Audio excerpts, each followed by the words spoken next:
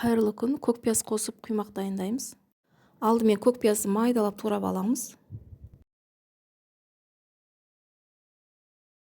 Жұмыртқаға 1 шай қасық тұз, шай қасықтың ұшымен аз ғана ас содасын қосып, араластырып, бөлме температурасындағы сүтті қосып, ұн салып араластырып, суды қайнатып, ыстығы басылған кезде 2-3 бөліп құйып араластырамын. Туралған көкпиязды қосып, сұйық майды құйып, 15-20 минутқа тындырып қоятын боламыз.